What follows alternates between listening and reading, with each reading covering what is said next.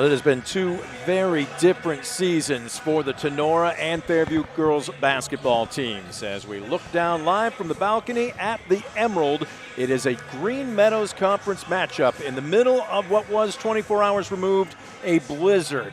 A little bit of a light crowd here this evening, but rest assured, they're going to play some basketball as the Fairview Apaches coming into this one at 11-3 overall, 3-0 in conference play, taking on the Tinora Rams at 2-12 and 0-3 respectively.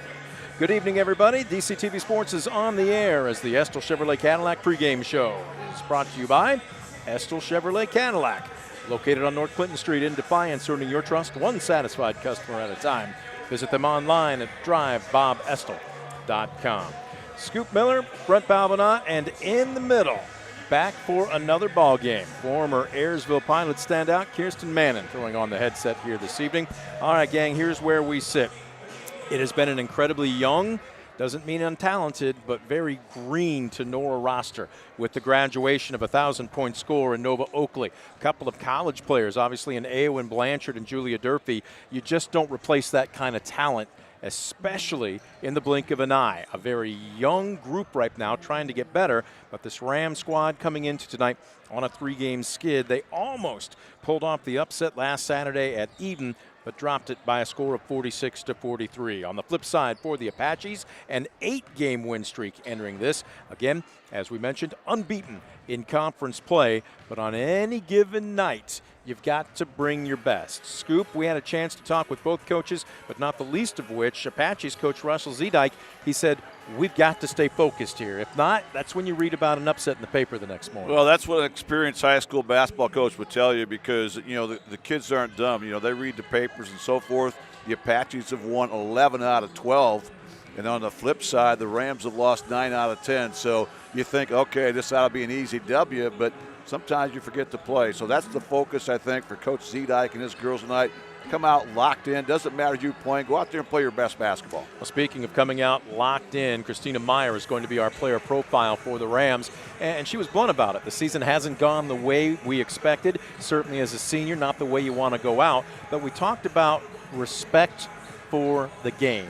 And Kirsten, anytime you get the chance to put on your school's uniform, it demands your best. Yes, it does. Especially even if you're going out in your varsity jacket, you want to wear it loud, you want to wear it proud. I think as long as they put every last effort they can in tonight, I think they could have a good chance at winning this. We've got really, I don't want to say two differing styles, Scoop, but in that, well, basically Fairview does some things that Tinora doesn't, and not the least of which is the press. Both coaches anticipate it. Both coaches expect it. The question is, even though you know it's coming, can you handle it? Well, you're right. And, you know, sometimes that press can be your best offense and your best weapon, but sometimes it can be your worst defense because you can get beat on the press, give up easy buckets. So, again, it's going to be a matter of coming out, executing, you know, being locked in, getting those rotations, getting some good ball pressure. But certainly that's going to be a big part of Fairview's game plan here tonight. They will lay it on and lay it on thick, not just three-quarters, quarter, even half court. They will come full court, man-to-man. Kirsten, what's the key? Obviously, if you've got a great ball handler, number one, let them break it. But if you get basically trapped in a corner or maybe pick up your dribble when you weren't used to it, you got 4 other teammates. What's the key to breaking down a press? I would think first off, definitely just look ahead of you. That's a big thing. Don't stay right where you are. Look ahead.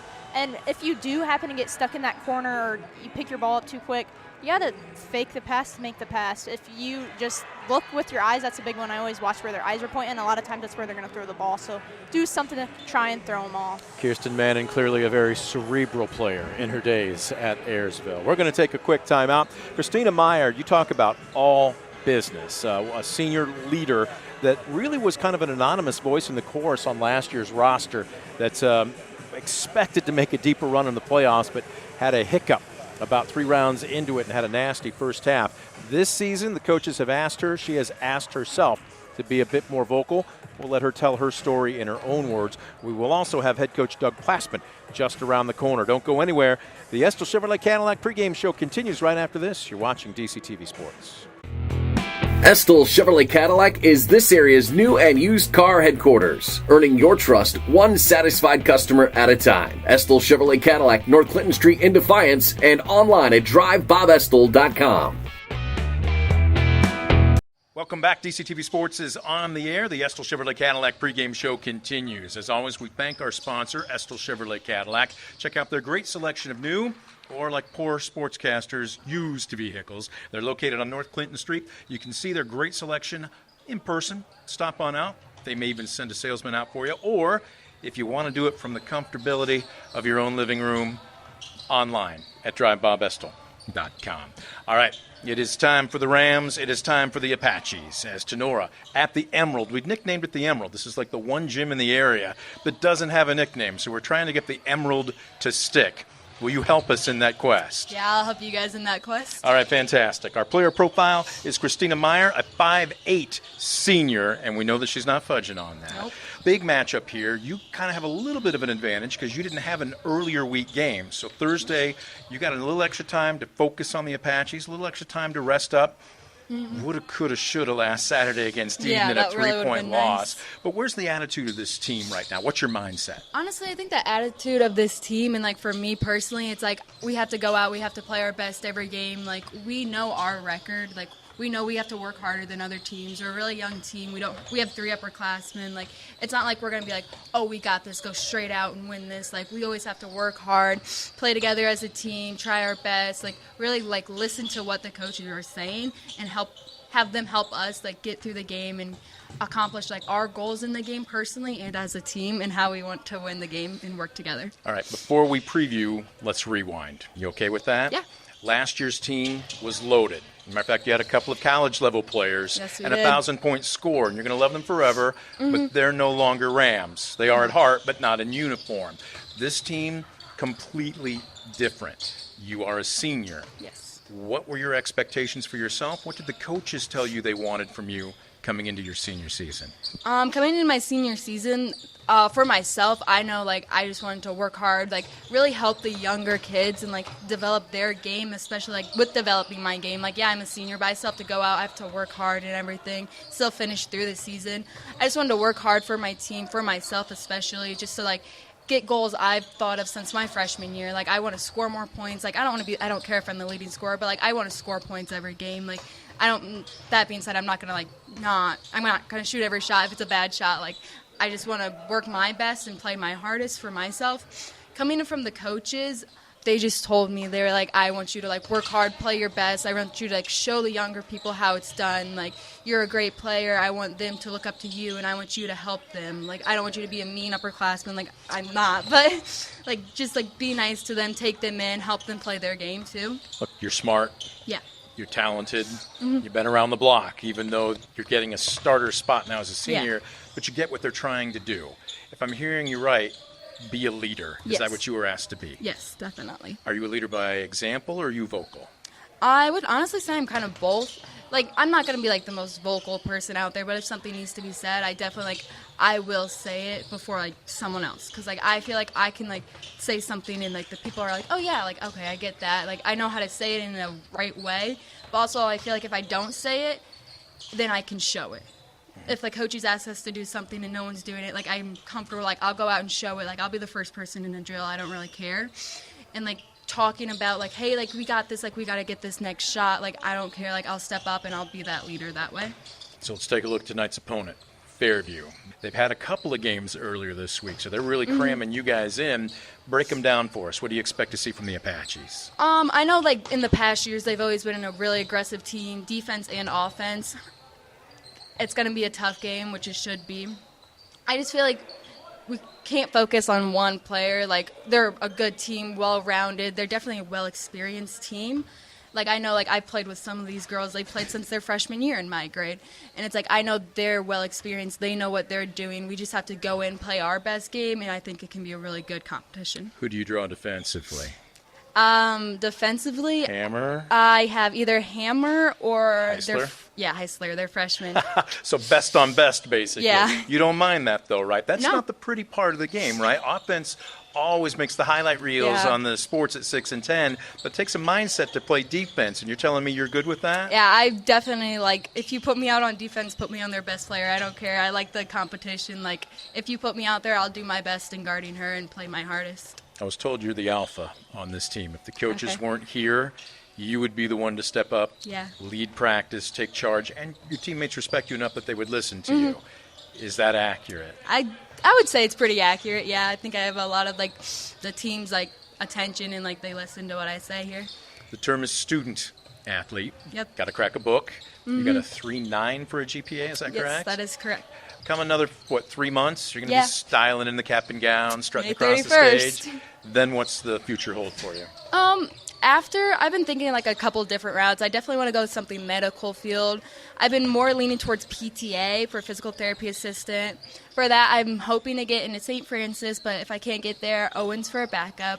If I can't go into PTA, then I'm going to just drop back to nursing, probably somewhere either Northwest, Findlay, Toledo, just something like that. So if we came back and did another interview in 5, 10 years from now, what are you going to be doing?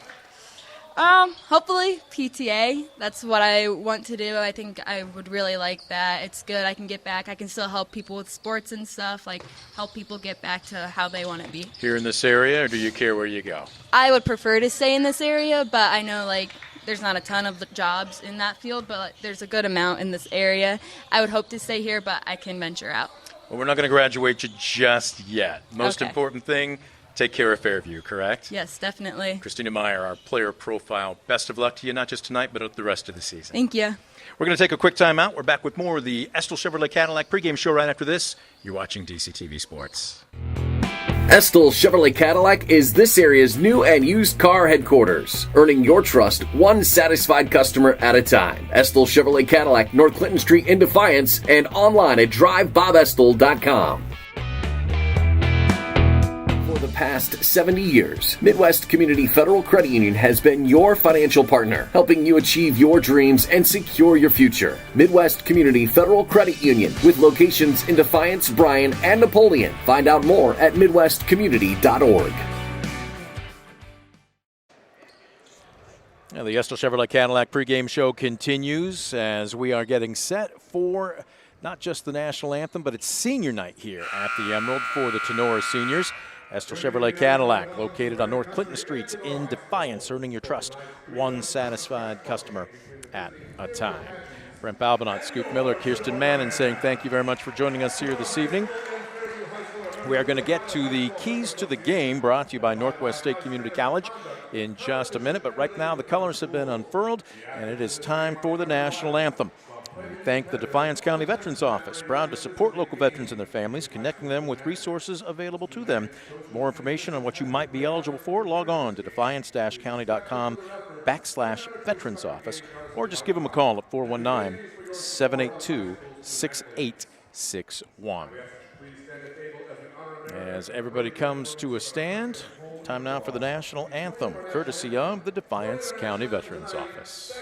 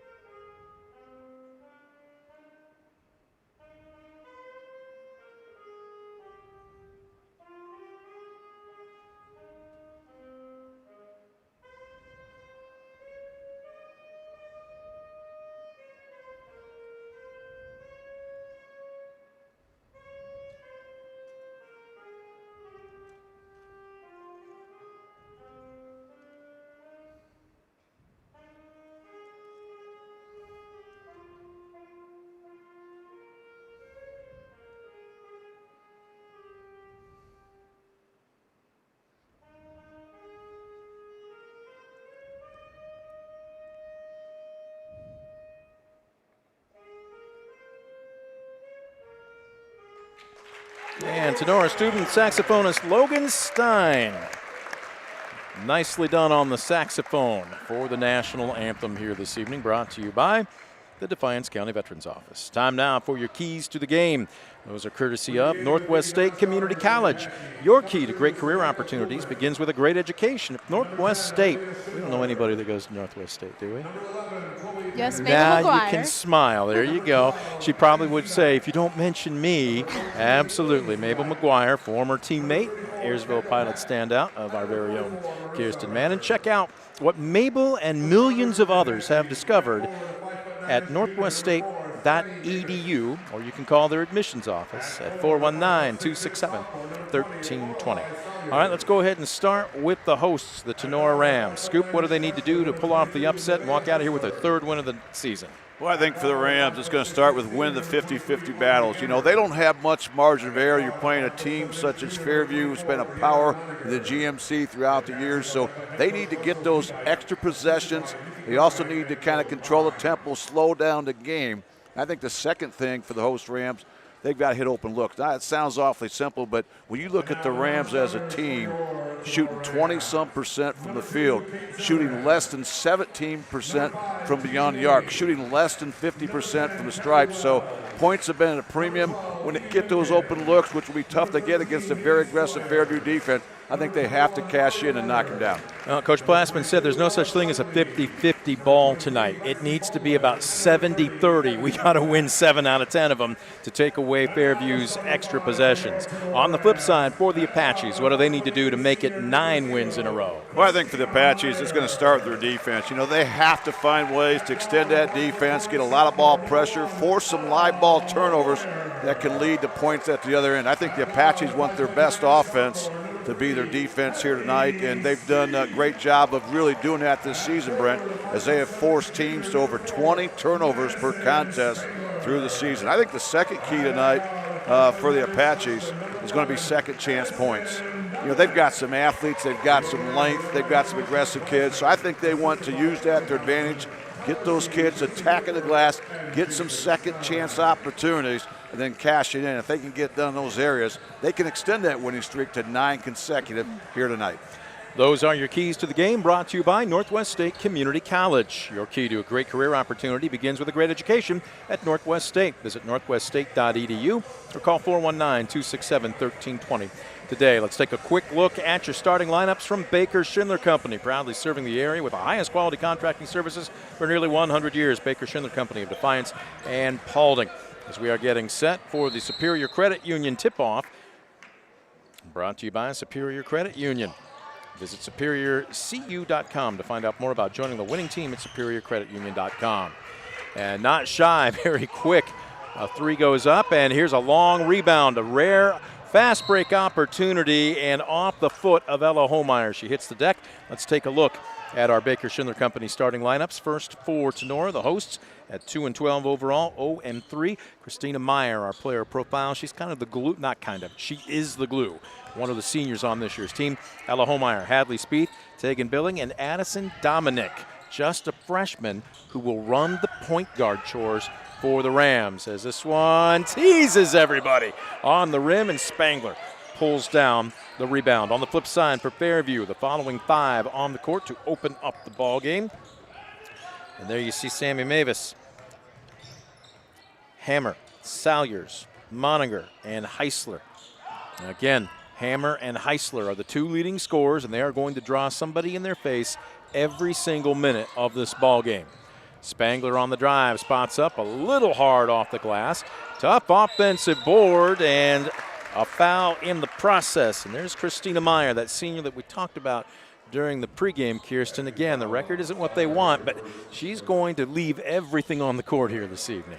Yeah, they definitely, both teams started out very strong, going for the ball every chance that they get, and we'll see how these free throws go for. Salyers, the guilty party for the Apaches, her first team foul, number 1. Meyer, an excellent free throw shooter at the line. Well, when I say excellent, check that. She looked really good in practice. 45%, but I guarantee you she's going to make me look like I should be picking lottery numbers, because She misses her second, but gets the rebound because that's the kind of hustle we've been talking about. Yes. So 1 out of 2, but an extra possession out of it. Meyer tries to kick it out. Boy, this is just helter-skelter right now. Right now, the first 4 rebounds of the ball game have all belonged to the Rams, 2 at each end. Oh, nice Great spin drive. move. Everything but finish. Kirsten, I thought she could have gone toward the basket a little bit more there. Did she anticipate contact that wasn't really there?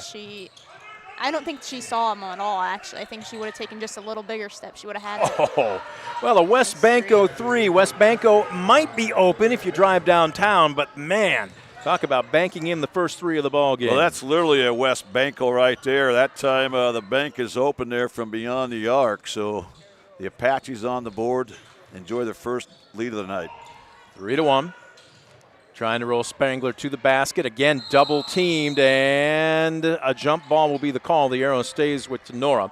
Scoop, you and I had a chance to talk with Coach Zedike for Fairview just before the ball game. He said, we don't have anybody that can match up with Spangler one-on-one. She's going to draw multiple black and gold jerseys tonight. Yeah, that was his biggest concern, and certainly understandably why, if you've watched her play. She has a knack for getting to the rack, and there was a good entry pass to Meyer, but she's blocked a second time. The Apaches come down with the rebound. And wanting to run. Here comes Moninger as she slows it down. Up 3-1. And what we expected the Rams to come out in is that 2-3 zone. Kirsten, for 2 entry-level passes in the low post, we saw Spangler, and there we saw Meyer, but both turning and almost expecting there to be a jersey in their face and kind of fading away, making that shot a little tougher. What advice would you give them once they get the ball in the low blocks? Once they get in the low block, they definitely they need to be confident. You have to know to go up strong whether there's somebody there or not. You have to expect there to be, but if not, you got to be prepared as well. You just got to go hard, don't Yes, you? absolutely. Force the official to make a call. Yes. Another 3, this time by Heisler. 2 West Banco 3s. A Spangler in the low blocks being double teamed. Meyer, nice job. They'll kick it out up top. That's a good look from Holmeyer, and it bounces over the backboard.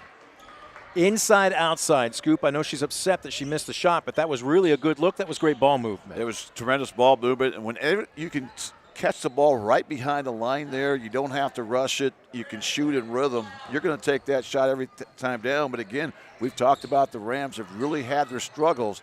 Going to have to start hitting those outside looks here when they present themselves. This is a heat check, almost banked in again by Hammer. Battle for it underneath, then it's going to be off of Fairview. Tinora basketball, and all Salyers can do is just smile, but this allows them to come out in that full court pressure. Into the corner, they've already got a trap. Ball deflected, out of bounds. Kirsten, we talked about this. How do you break down a full court press, especially when you find yourself in the corner like that? You have to be able to look for it and also just fake it. Don't try not to throw it in their hands. Find the opening in between the 2 girls trapping you. Boy, great save by Spangler. She's going to take it in strong, and no call. We play on. Hammer, cross court. Nice job to get back by Holmeyer. Up top, another long 3. Long off the heel of the iron by Moninger. And a long rebound pulled down by Meyer. Boy, she's been everywhere on the court tonight. Yeah, great job by the Rams. Continue to hold the Apaches. Dominic, the Red Sea parted, and she hesitated. Instead of going strong, that should have been the easiest basket, not just tonight, but all season long. Again, there's maybe the freshman in her a little bit, but Kirsten, if you see that, you'd rather see an aggressive mistake than a passive one, wouldn't you? Yes, definitely. I think she just kind of got lost on where she was in front of the rim, just kind of lobbed it up there instead of actually taking that shot. Definitely a great job looking at the wide open court and taking advantage of it. Yeah, she didn't expect to have basically a wide open path to the basket. As she gets older, I guarantee you she'll see that again and she won't hesitate. Salyers almost struck her pivot foot. Rams still in a 2-3 zone. Salyers a little bit of a 3-man weave in between the circles. As checking in for the Rams is Callie Wells. Good ball reversal. Trying to feed it down low, and that's off the fingertips. Brianna Moninger. But here comes that full court press again. First turnover of the night by the Apaches. Full court pressure once again. There we go. But just gotta Dominic, look now ahead. look at that aggressiveness. Oh, great wraparound pass, and Meyer got wrong-footed, and she missed the bunny. Nice job, stop and pop jumper. This goes big and off the right side, though, from Wells. Well, Kirsten, Tinora cannot argue with the looks they're getting right now. They've had plenty of good ones. They've had a lot of good looks. They just got to finish it on that shot. They're getting there, and they'll dial it in, and it's only the first quarter. I'm sure we'll see some improvement. That was just a tremendous find by Addison Dominic there to spot her teammate Yes. all alone there on the right side. Speaking of spotting your teammate and coming in and giving a facial, Adley Spieth. Dominic. She is a gazelle. They had the double teamer at Eden, and they still couldn't keep her in check, although she picks up her dribble here. Spieth pops out. Nice movement without the basketball. Holmeyer. Counted and one coming. That was not a slow motion replay. That ball actually just hung up there on the back of the iron. But again, clean living will do that for you. But again, great job there by the Rams one more time. Get some touches in the paint. And that time, a chance to get the N1, the first field goal of the night for the Rams. Holmeyer to the line. Nicely done. Completes the three-point play. Talk about clean living. Ella Holmeyer eating all her vegetables at dinner, saying her prayers before she goes to bed at night. She gets the three-point play. That's the first offensive rebound by the Apaches tonight. We'll see if they can cash in. Good ball movement into the high blocks. Kicking to the near corner and an open three. It doesn't matter which side of the court she's standing on. Aubrey Hammer is comfortable beyond the arc. Another West Banco three. Well, that was a textbook possession by the Apaches. Great movement, great spacing. Dominic around the world. It kicks out. Holmeyer fades away. She draws the foul. Kirsten, they may not be falling, but they really haven't taken a bad shot tonight. You tell every Tinora Ram, if you're Coach Plassman, keep shooting the ball. Oh, yeah, for sure. She did a great job just handling that ball and going all the way up the court, and she made it all the way to the basket. That was a great effort for her there. Foul will go against Zedike as Holmeyer to the line. Drains her first free throw. She will get another. Yeah, Holmeyer, a 61% free throw shooter. Yeah, she's been really solid at the line this season, and I like Brent and Kirsten the fact that even when they've missed those bunnies, they've stayed with it. 4 offensive rebounds here in this opening quarter for the Rams. 9-6 after falling behind by as many as 5 points early. We've got a whistle sound. We're going to have a substitution for the Rams as Kate Zimmerman, one of the other seniors, checks in for Coach Plassman and company. Still in that 2-3 zone. Spangler overplaying, and that's a great backdoor cut. Zedike got cut off. Salyer stripped. Nice ball reversal, and another open three that rattles home, this time for Addie Zedike. Another West Banco three. Now how about the junior coming right in and hitting her first West Banco three she gets. That was almost a turnover. Zimmerman tracked down the loose ball. 4 threes now for the Apaches. That's been their offense. Dominic hits the deck, and was she the last to touch it? Yes, she was. Buzzer sounds with just under 2 minutes left to go first quarter. Dominic will check out. Holmeyer back in.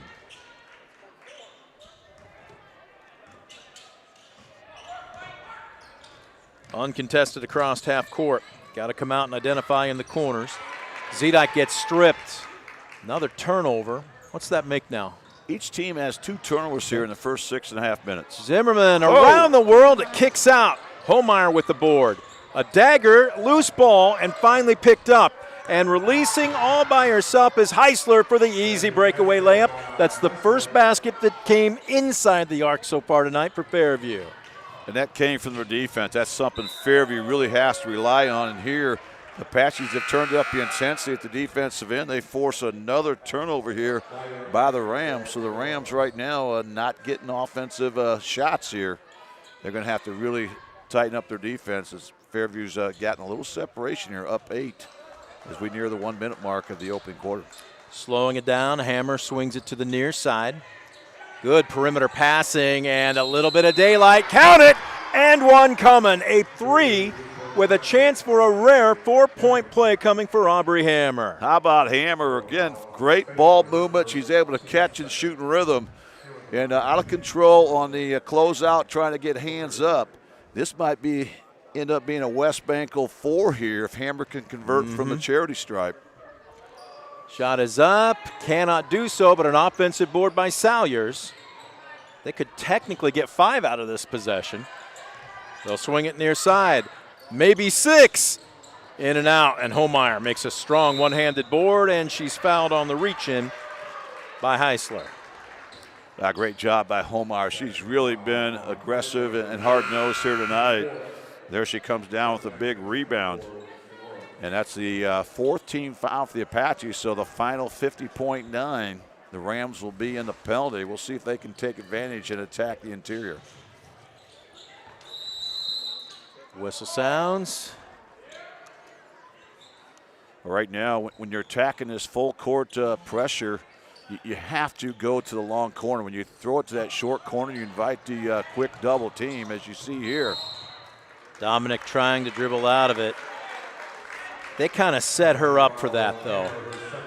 Kirsten, how much of that is on her and how much of that is on her teammates? You got to know where you're at. Everybody needs to know where they're at.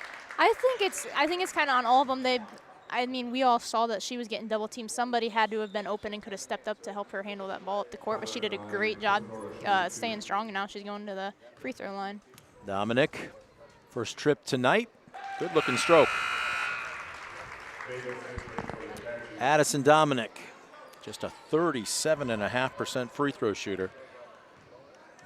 You want your point guard to be one of, if not the best free throw shooter on your roster. She's 100% there. And Rams needed that.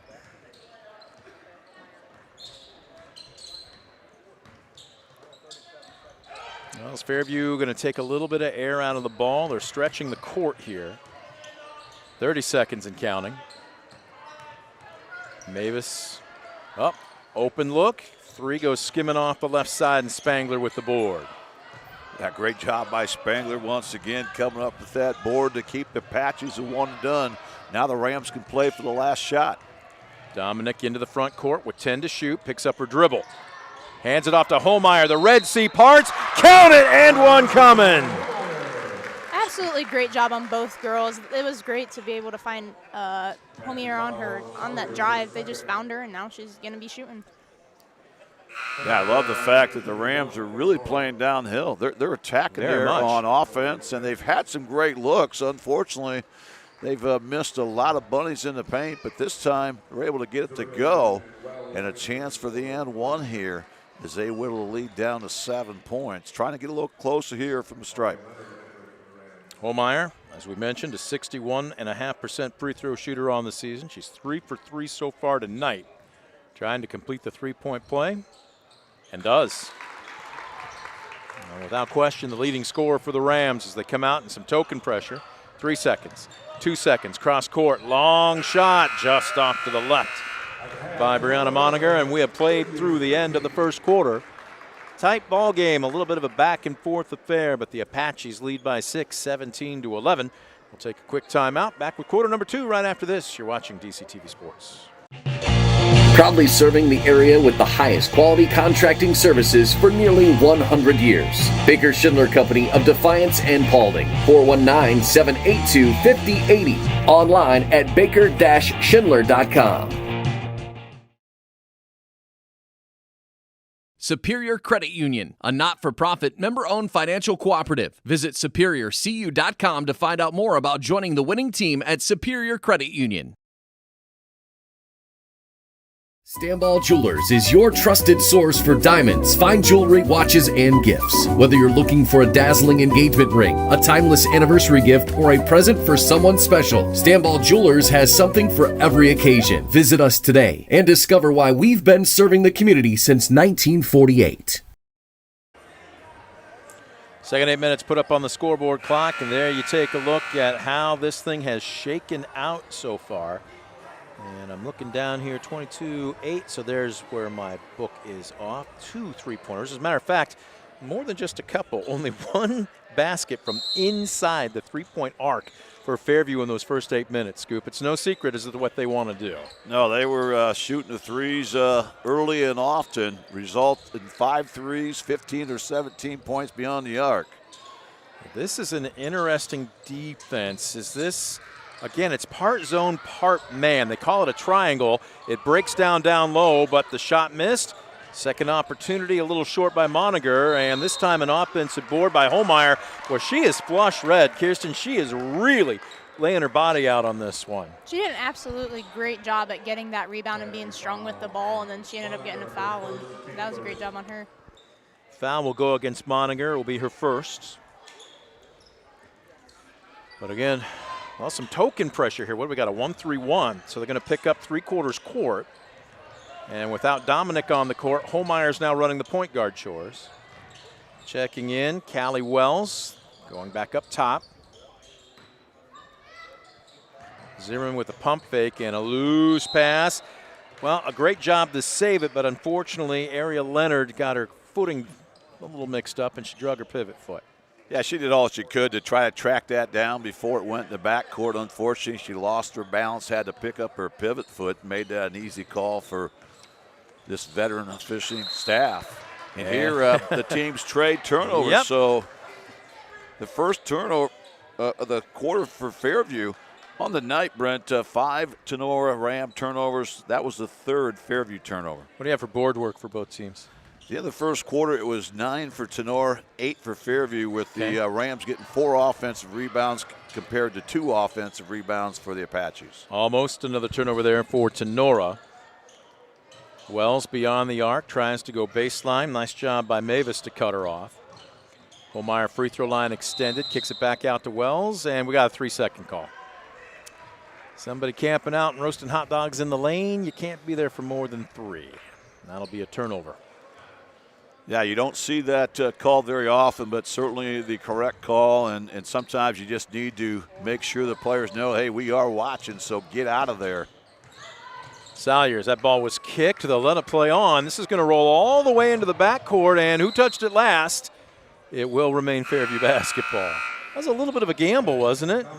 Well, I thought that was the right decision. That was a good no call because, yes, it was off the leg, but if it's not intentional, you play on. And that time it looked like Fairview concerned about picking it up, losing the balance, and stepped on the inline. So they will bring it up here. Again, we're seeing some different types of zones here. Looks more like a this almost triangle. It's a triangle. I was going to say it's a triangle and 2, but they're playing with some man principles. Right now I would say watch Heisler and watch Hammer because they're going to have a body on them no matter where they go. This is a really unique defense. Off the deflection, missing the reverse layup. Mavis maybe made that shot a little bit more difficult than it needed to be. And here comes Tinora. Both teams have gone a little cold after some early scoring. Dominique on the drive, goes hard with the left hand, a little bit of contact, one and done. Quick outlet on the long pass, and Heisler can't track it down. Kirsten, both teams playing a little helter-skelter right now. A little bit. I think they could slow it down, just knowing we just got into the second quarter and maybe not push that pass so far, especially when there's only one down there to help you. Well, neither one of these teams are known for their high-octane offenses, so maybe rushing themselves just a bit. Dominic. Wells open for 3. Just a bit short. Spangler with the board, but it's deflected. And out into the open court. Here comes Heisler on the run and finishes with the right hand. Well, that's a great dribble drive that time by Heisler. Came up with that rebound, and no hesitation. Really a straight line drive there, coast to coast. On the drive, Holmeyer got a little, I like the aggressiveness, but again, we were always Coach Kirsten, what's your next step? Be thinking one step ahead. If I drive and I meet resistance, or if I drive and my shot's not there, what is my next move? And she looked like she got a little deep and then didn't quite know what to do with it. Yeah, I think she just got stuck and didn't really have another output pass to do. Oh, Salyers throws up a quick one, but gets her own board. Just wanted to pad her rebound numbers, give her the basket. Lorelei Salyers with her first points of the night. Great execution there in the half court there by Fairview. Just kind of a little pick and roll. And they're getting some points in the paint here after really living by the 3 in that opening 8 minutes. Top of the key, Holmeyer double team. Boy, the defense is just suffocating right now by Fairview. As Wells had a 3 go in and out. Spangler with the board. Wells not shy. Second time's a charm. Another West Banco 3. How about the freshman Callie Wells able to catch and shoot in rhythm? A good-looking stroke there from deep. much-needed hoop Yeah. as they cut it to 1 touchdown here, trailing 21-14. Salyers on the drive and dishes. Boy, great penetration, but then great kick. And again, thinking one step ahead. Great movement without the ball. Tremendous look. Salyers to Heisler for the basket. Tremendous find that time from Salyers. Anytime you go to the short corner, you look for somebody making a rim run, and that's exactly what happened.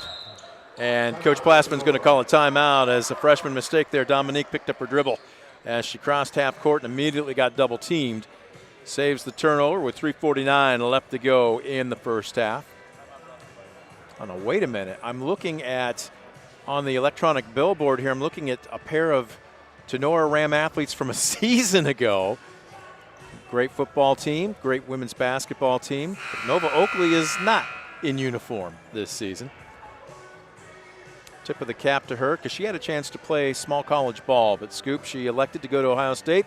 Wanted to follow in her father's footsteps and get into the medical field. Well, you can't blame her for that, but she certainly was a sharp shooter that the Rams could use right here tonight in this season, where we talked about their shooting woes. And for the most part, they have continued until we saw that West Banco 3 by the freshman, Callie Wells. That was a smart timeout, I thought, by Coach Doug Plasman that time. Tinora just an inch away from stepping on that timeline, double teamed. Bailed them out with the timeout, and now they'll reset it here up top. Dominic in between the circles. Oh, she almost drug her pivot foot. Nice job to keep it, but she's being harassed. Ball off of Spangler. Stays in bounds. Well, Spangler being very physical, and now the waters part again as she drives in, and again the iron unkind. Great rebound on Homier to catch that and give them And another chance. she's hurt. She is limping, and we've got a whistle here. Well, she is really sacrificing her body tonight. That tremendous take again by Spangler, something that really concerned Coach Russ Zedike coming in, and that time maybe a no-no on Fairview, putting so much pressure on her, 35 feet away from the basket. She went downhill, but once again, Tinora unable to finish inside. That's Heisler's second. They've got a couple players with 2, her and Hammer both, so the 2 leading scorers for the Apaches in mild foul trouble. Dominic testing the waters, but keeping her dribble in between the circles. Open for 3 on the right wing. This one's just a bit short by Spieth. And what's the whistle here? We got a call. I think we had 2 different calls, one underneath and a call from the official up top, and the one up top is going to call the foul. Well, I think he had the same call, though. I think it was a foul there on the Apaches inside. And Tinora with another big offensive rebound. We'll see if they can turn it into points. Scoop Heisler has just picked up her 3rd. Wells, boy, that was a hot pass right into the throat of Spangler, who crosses over, drives down the right side of the lane, and this time the iron is kind. She is so solid off the drive once again. Goes downhill, goes to the rack. This time she's able to get the finish. Double teamed in the near corner. Heisler in trouble. We've got a whistle. Charge this one to Spieth, her first. Well, that's not a bad foul. You're aggressive, playing defense, trying to make something happen. I believe that's just the second team foul on the Rams here. 3rd, I believe. Is I it heard. 3rd? Okay. Yep. So again, they still have at least one more to give, according to if you look at the board. The board says 1, and the PA announcer just said 3. So somebody's off. Well, if we put the average there, it's 2. So it's 2.5. Nice pass down low. Great ball movement. Oh, Moninger, the beneficiary. Yeah, great finish by Moninger. But again, credit that dribble penetration. I think that's something the Apaches need to do more of against this zone defense. Break it down with a little dribble penetration. Holmeyer dishes off near wing. Back out up top. Ella drives and dishes. Dominic to the near corner. Meyer barely catches iron. Dominic, though, crashes. Near corner. Boy, Wells is firing. Shooter's got to shoot. Oh, yeah. Just a lucky pass there to the Apaches. 25-16. Lead remains 9, under 2 minutes left to go in the half. Spin move. Kuhlman surrenders the basketball, and Fairview will slow it down. Right now, I think this is a big minute 40 coming up here for the Rams. Right now they've got it in single digits. They get a little bit closer, could give them really a boost of confidence heading into the locker room here at the half. Spin move and Wells left, and that's just a heads-up move by Aubrey Hammer to finish, count it, and she'll get a free throw coming. Now, what a move by Hammer. You can see why she was all GMC a year ago, but certainly not a popular call here at the Emerald as Coach Plasman wanted the charge. Foul will go against Meyer, her first. Hammer is all but money from the free throw line at 73%. I hate to admit it, but I thought that was a great call. The fact that I thought she got there just a little bit late. And sometimes you have a tendency to play the crowd here. You're playing at Tinora, you want to call the charge, but I thought that was a great call. Well, they get the offensive board, so they get another crack at it. Please don't tell veteran official Shane Chamberlain I said that. So. Of course, he'd never believe it. Ball deflected out of bounds by Spieth. This will be inbound out near half court as Meyer will take a seat.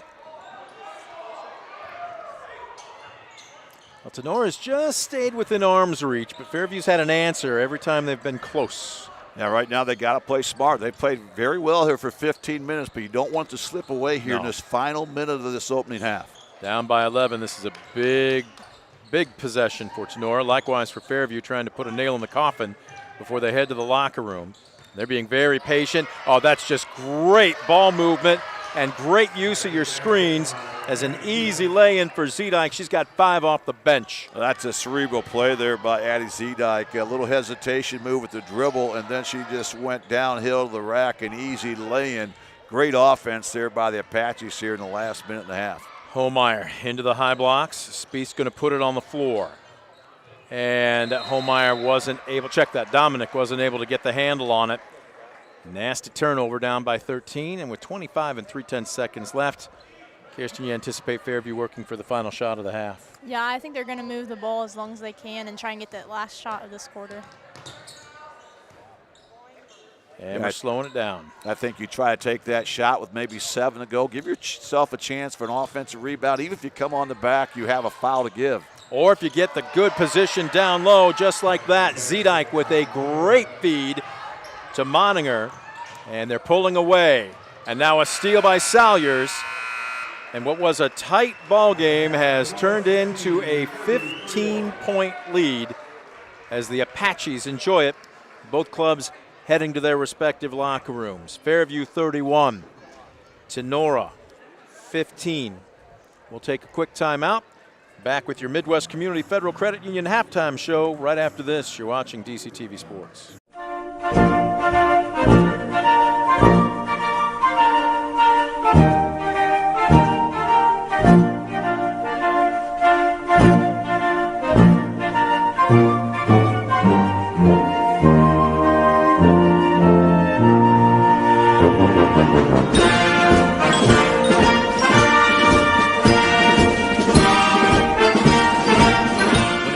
Or natural disaster throws a penalty flag, let ServiceMaster Restore work for you. Anything from minor cleanups to complete overhaul and rebuilding. Contact ServiceMaster by McCann.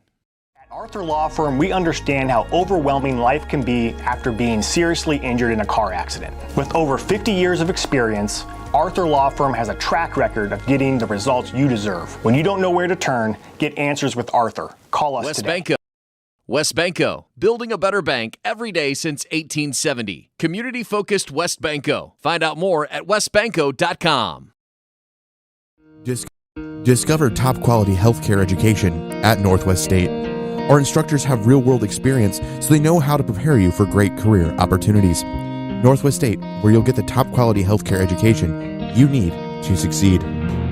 Estill Chevrolet Cadillac is this area's new and used car headquarters, earning your trust one satisfied customer at a time. Estill Chevrolet Cadillac, North Clinton Street in Defiance, and online at drivebobestill.com.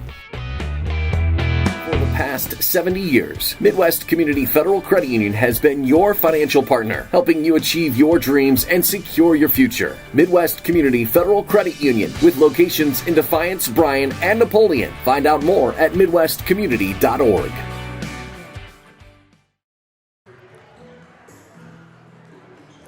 Welcome back as we are at the Emerald halftime here.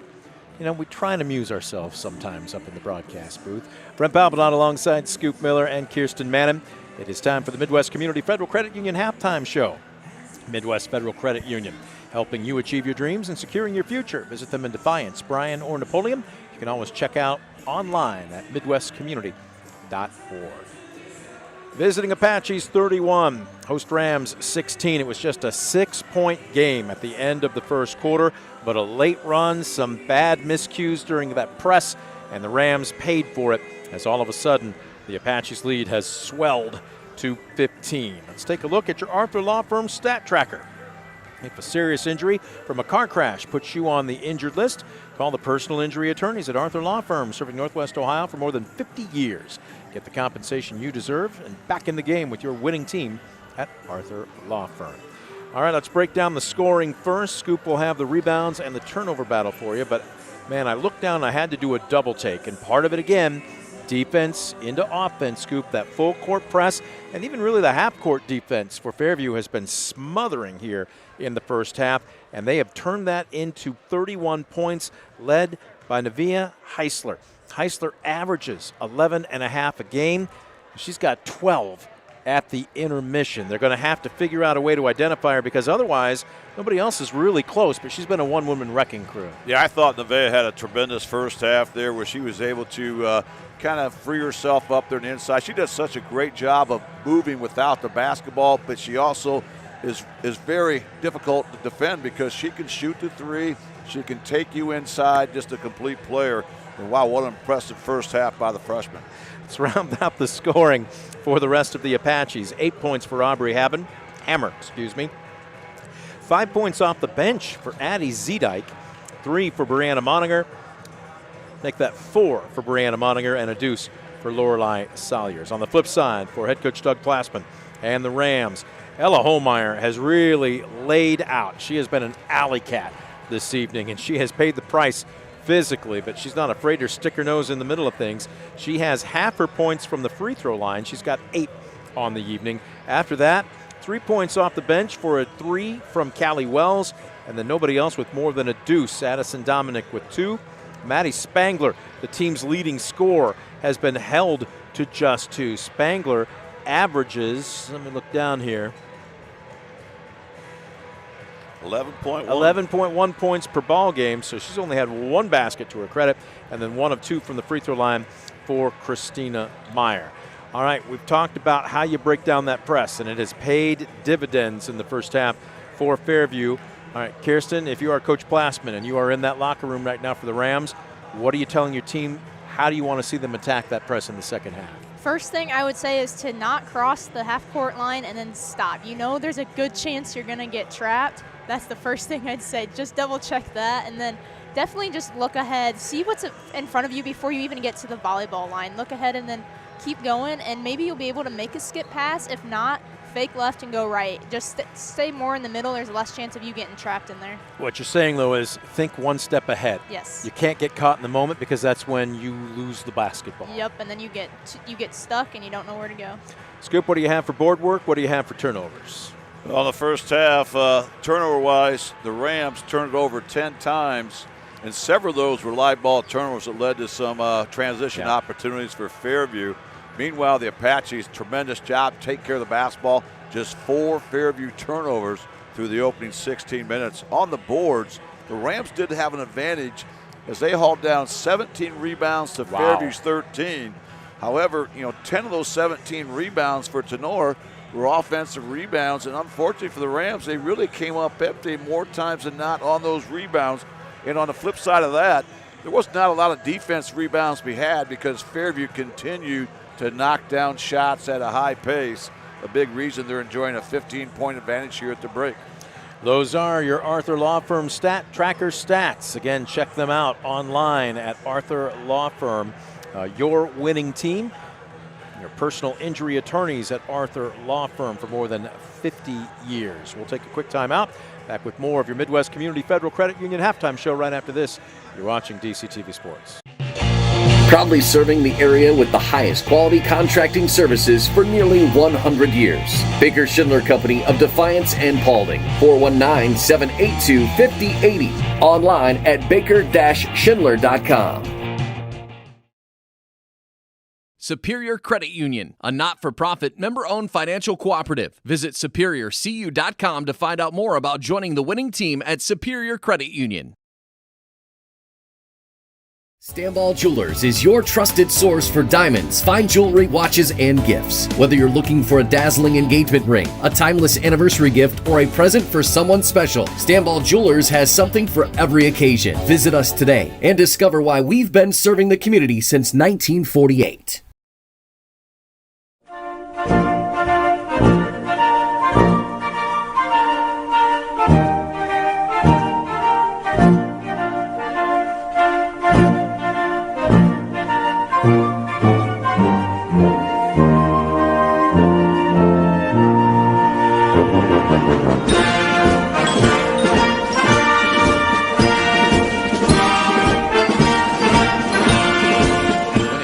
Or natural disaster throws a penalty flag, let ServiceMaster Restore work for you. Anything from minor cleanups to complete overhaul and rebuilding. Contact ServiceMaster by McCann. In life, unexpected challenges can test us.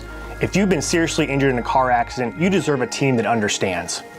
Because your story matters. Call Arthur Law Firm today. We'll fight for you every step of the way. WestBanco, building a better bank every day since 1870. Community-focused WestBanco. Find out more at westbanco.com. Discover affordable transfer opportunities at Northwest State. Start here and save thousands on tuition. Our advising team will help you get your credits transferred. So don't wait another minute. Get started today. Estill Chevrolet Cadillac is this area's new and used car headquarters, earning your trust one satisfied customer at a time. Estill Chevrolet Cadillac, North Clinton Street in Defiance, and online at drivebobestill.com. For the past 70 years, Midwest Community Federal Credit Union has been your financial partner, helping you achieve your dreams and secure your future. Midwest Community Federal Credit Union, with locations in Defiance, Bryan, and Napoleon. Find out more at midwestcommunity.org. Welcome back to the Emerald. Halftime just about wrapping up here, our Midwest Community Federal Credit Union halftime show. Third 8 minutes put up on the scoreboard clock here, GMC matchup. And there you see the visiting Fairview Apaches, unbeaten in conference play at 3-0. The Rams looking to pick up their first win in the Green Meadows, and they got their work cut out for them as they trail by 15, 31-16. Rams entered this game on a 3-game losing skid. The Apaches on an 8-game winning streak. But right now, there's no such thing as a 15-point basket. Scoop, you just got to scratch, you got to claw, you got to fight, but every possession now means something if you're Tinora in the second half. Yeah, that's all you can do. You know, you win one possession at a time. You start with the basketball here, so you do on offense, and then you go back the other end and play hard. Spangler playing hard, but that ball left just a little bit short. It might have been partially blocked. And here come the Apaches. Salyers dribbles deep into the paint, almost walked with it, and Dominic knocks the ball out of bounds. Yeah, Tinora, if they want to come back from 15 down, they're going to have to really hang their hat to defensive end. Yes. A great second quarter by Fairview gave them this separation. The Apaches outscored the Rams 14-5 in quarter two. And a big part of that, I thought, was those last 2 minutes where they went on that nice run. There's that three-man weave again to the near corner. Ball kicks out. And Fairview just doesn't rush. You're not going to rattle them. Great ball movement, great movement without the basketball. But now looks like they're running a 4-out, 1-in, posting Mavis up. Yeah, this is no surprise. Anybody's watched the Apaches play. Again, their spacing and ball movement is excellent. And if you kind of put your heels down there, go flat-footed, they go downhill to the rack. Well, they just kind of rock you to sleep. And there you go. Just like that, all of a sudden somebody squirts, makes a good move, and Mavis is in the books. All 5 Apache starters have now scored. And Coach Plassman wants a timeout. Not happy, full timeout. We will break with them. 33-16. Fairview draws first blood to open up the second half, and they extend their lead. We're back after this on DCTV Sports. Proudly serving the area with the highest quality contracting services for nearly 100 years. Baker Schindler Company of Defiance and Paulding. 419-782-5080. Online at baker-schindler.com. Superior Credit Union, a not-for-profit member-owned financial cooperative. Visit superiorcu.com to find out more about joining the winning team at Superior Credit Union. Buzzer sounds barely any time taken off the third quarter clock. Fairview scores after a very patient, very methodical offensive series as the Apaches are now up 33-16. Brent Balbinot alongside Scoop Miller and Kirsten Mannon. Kirsten, all right, so here's the situation. Clearly, Coach Plassman was not happy with the turnover after that, but if Tinora is going to get back into this ball game, you can't trade baskets. It's got to start at the defensive end, doesn't it? Yes, it does. They have to make sure that they're switching on screens and they're talking as much as they can, because a lot of games are lost by not calling out what's happening. Well, right there, helping, but help the helper. One player out of position made for an easy basket. Great job by Aubrey Hammer that time to get that dribble penetration. Drew the double team, made the nice dish across the lane. Boy, bodies flying here. Everybody up and making sure parts are attached where they should be. Tinora still looking for their first points here in quarter number 3. Spangler, nice drive, a little hard off the glass. Meyer crashes. She's tied up. Jump ball will be the call, and the arrow points to the Apaches. Tinora really needs to find a way to get Mass and Spangler involved. You know, she's a girl coming in that gone to the free throw line 99 times on the season, so she has the ability to put a lot of stress and strain on defenses. They credit Fairview. I think their game plan against her has been excellent. They really have made her work to get the ball. Have done a great job of limiting the number of touches that she's had here tonight. Heisler kicks it back out up top. Spangler's going to lay way off of Mavis, and all of a sudden a little bit of daylight. Is it one and done? Yes, it is. Fairview's fans disagreeing with the call. Kirsten, I will say this. The officials tonight have let them play.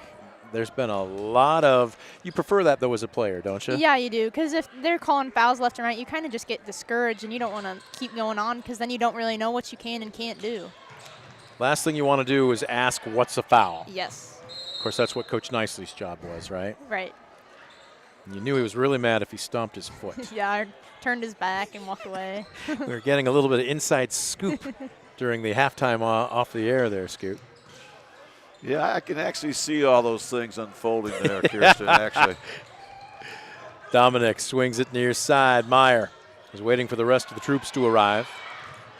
And Tinora getting rushed a little bit here from the press. Need to take their time, run their half-court offense. Zimmerman cut off on the baseline. Homeyer, nice move, and are they going to call a walk? Double dribble, actually. Again, you like the idea, don't you? But she was just a little uncertain when she got into the paint. And I think the one thing they have to do a little bit different, you know, they have to go playing off 2 feet. Too many times, you know, they go off of 1 foot and then you're committed. So I think they need to play a little bit more power basketball, play off of 2 feet. That could help reduce those turnovers. Right there was turnover number 13 of the night for the Rams. Lob pass down low. Nice move to the basket and a good weak side board by Meyer. She's stripped and now she's double teamed in the corner. Somebody's got to come help her. Zimmerman loses the ball. Finally, Homeyer says, I'm chucking this thing into the front court. Open for three. Spieth around the world. It kicks out. Dominic tracks down the offensive board. Man, she's going to be a good one. Hard to believe she's just a freshman. Spieth kicks it back out. Zimmerman thought about it. Whoops, and Spieth wasn't ready. Scrum for the ball in the middle of the paint. Jump ball, or do we have a foul? Jump ball, and the arrow points towards Tinora. Look, Kirsten, you can't fault the effort. I mean, Tinora is showing tremendous grit, but at the same time, just a little bit here, a little bit there, and it's been that slight difference that has been the difference between probably an extra 10, maybe even 12 points or a missed shot and running back to play defense. Yeah, I think Tenora's done a great job. If they just made a little mistake there, and then they tried to make it back by going after that ball and getting the loose ball, and I give them effort or credit for that. Now, Spieth kind of dropped her shoulders there, but Scoop, that was good dribble penetration and a good shot from the foul line, right? You tell her to take that shot again. That was a great possession, I thought, because a lot of girls, once they dribble the middle, they'll take maybe one extra dribble and then force up a tough shot in traffic. She pulled up, had a good-looking, 10 to 12-foot shot, didn't go down. A good hustle play by Holmeyer to come with that rebound. But again, just tremendous pressure down low by the Apaches, and they'll come away with it. Hammer into the front court. High block Salyers. Nice defense by Zimmerman. She reached in but caught just a bit too much of her. Yeah, great job that time by Lorelei Salyers that time to really chin the basketball, play strong with it. Knew she was going to be pressured, and by doing so, she's able to draw the contact, and now the Apaches get to run a baseline out of bounds. Commonly called a blob. Salyers has it. You didn't call him that at Ayersville? No, baseline out of bounds play. Sideline out of bounds is slob. There you go. Don't think I've ever heard that. Now you have. Dominic with the steal on the drive and misses the bunny. It's been that kind of night. Well, it has been, and that's why, one of the keys tonight was knockdown shots. That's been their really struggle part. It hasn't been the hustle and lack of effort. I wouldn't even argue shot selection. No, they've had good great shots all night. They've really not forced anything. They're just not falling. If they can start knocking down shots and be stronger with the basketball, this team has a high upside with a lot of freshmen and sophomores and underclassmen playing out here. Salyers just lost the ball and passed it to a Fairview fan standing in the doorway. Well, that's the first Apache turnover here of the second half, so they've done a stellar job. Oh, that played right into their hands. And there's where Holmeyer had the ball in a little bit of daylight, and Kirsten, I would have told her, go. And right here again, another turnover. Strip and run out. And no, that would go. Wow. However, when you're up big, you can kind of smile when you miss the bunny. Yeah, Moniger is going to hit that shot more times than not. Boy, she's got a high upside. Leads the Apaches with 7 rebounds a game, over 5 points a game. Just a very hard-nosed player. But the Apaches start to get points from their defense here, something we thought was going to be a key here tonight. Zedike surrenders the basketball. Hammer in between the circles. Dominic on her. Deep looking three. Whoa. And net. My goodness. Aubrey Hammer with a heat check and a West Banco three to really blow this thing open at 40-16. And a timeout by Coach Plassman. We'll take one with him here from the Emerald. You're watching DCTV Sports. Stanball Jewelers is your trusted source for diamonds, fine jewelry, watches, and gifts. Whether you're looking for a dazzling engagement ring, a timeless anniversary gift, or a present for someone special, Stanball Jewelers has something for every occasion. Visit us today and discover why we've been serving the community since 1948.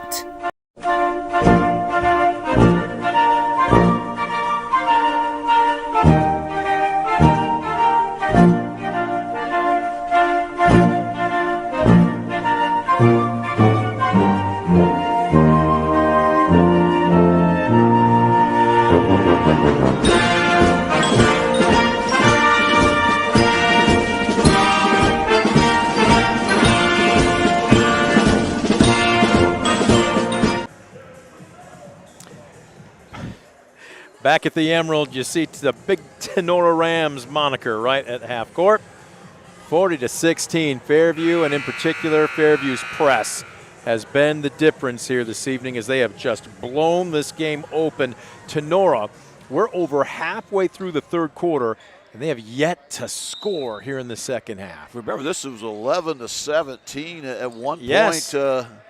Kind of late in that first half, but the Apaches have really poured it on. And how about Aubrey Hammer just making it hammer time here in the second half. And another steal, tight on-ball defense, this time Zedike, and she's not slowing down for anything. Surrenders the basketball to Kuhlman, and here come the Apaches. A little bit of hand checking, and Christina Meyer says, this is still my house. She's going to go coast to coast, stops on a dime, but leaves it short. Man, is it getting even more physical right now. Quick outlet up the court. Nice job on the secondary break and finishing the fun, Samantha Kuhlman. with her first basket. That's a great transition look. And how about Kuhlman? That's what we talked about when you're playing off of 2 feet. Strong pump fake, great little up and under move, gets the finish off the glass. And now, like you talked about, Kirsten, picking the ball up in that trap area. The Rams fortunate not to turn it over. There we go. First basket of the second half, and the lid coming off of it finally for Callie Wells. Her second basket, a 30-second variety timeout, so we will keep it here. But, man, a lot of work just to get that one basket. They just smother you. Yeah, they're getting out ahead of themselves, I think, a little bit. They can keep going fast, but they have to be able to look ahead and have that next step in mind. Well, a 26 lead is now down to 24. At one point, we were beginning to wonder if we might be inching our way towards a running clock, but not yet. But at this point, Scoop, what do you tell your team if you're Coach Plassman? It was a 6-point ball game, 17-11 at the end of the first quarter. Then all of a sudden you get outscored. You only score a handful of points in that second quarter. You're down 31-16. You're still thinking, okay, a couple of stops, maybe a piecemeal your way back into it, but to be held scoreless with just 2 minutes left to go in the third quarter is going to be a tall hill to climb. Well, it certainly is, but what you tell your kids is to compete and play hard and leave everything out there on the floor. Respect the game. Walk out with your head up regardless of what the scoreboard ends up. Like right there, that's good defense, but again, unfortunately falling out of bounds, thrown away, and another rebound by one of the smallest players on the floor, and Zedike is going to go to the free throw line. Again, both teams really scrapping out there. A good hustle play by Zedike to come up with that one. And now she'll head to the stripe. That last basket by Callie Wells ended an 11-0 run here in the third quarter by the Apaches, and now Zedike leaves the first of two a little bit short. Zedike. What if I told you that's her first free throw miss on the season? She was 100% at 6 for 6. Now make it 7 for 8. So, that's pretty good math there. You're hitting a solid percentage. You just love to see her maybe get to the stripe a little more often. Let's ask our collegian, what is that percentage, 7 for 8?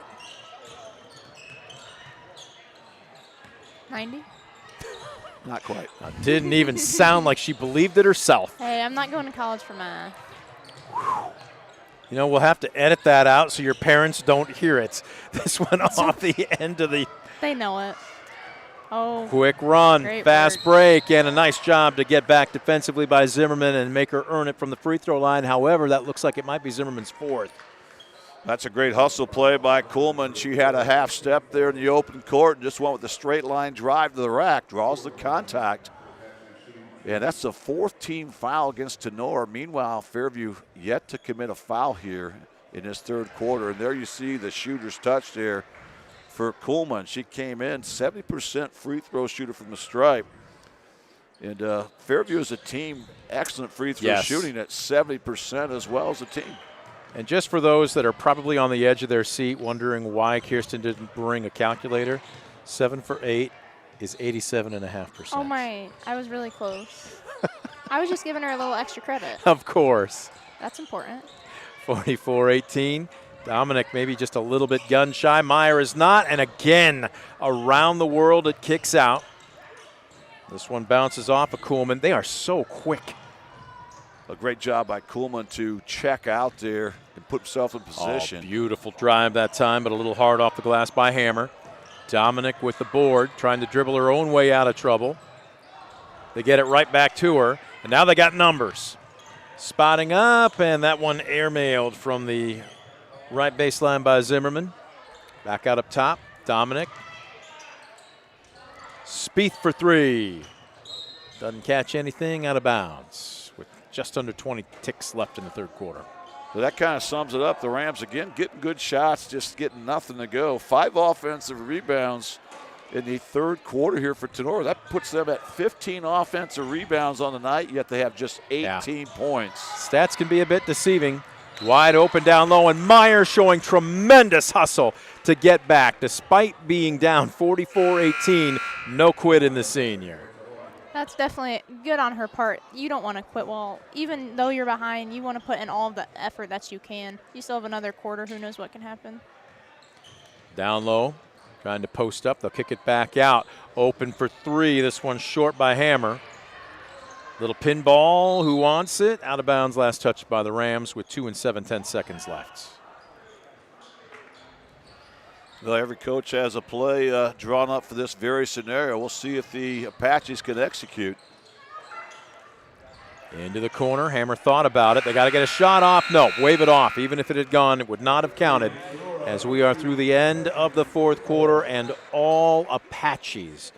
Fairview 44, Tinora 18. We'll take a quick timeout. Back with the fourth and final quarter right after this from the Emerald in Tinora. You're watching DCTV Sports. When a fire or natural disaster throws a penalty flag, let ServiceMaster Restore work for you. Anything from minor cleanups to complete overhaul and rebuilding. Contact ServiceMaster by McCann. In life, unexpected challenges can test us. If you've been seriously injured in a car accident, you deserve a team that understands. Because your story matters. Call Arthur Law Firm today. We'll fight for you every step of the way. WestBanco, building a better bank every day since 1870. Community-focused WestBanco. Find out more at westbanco.com. Discover top quality healthcare education at Northwest State. Our instructors have real-world experience, so they know how to prepare you for great career opportunities. Northwest State, where you'll get the top quality healthcare education you need to succeed.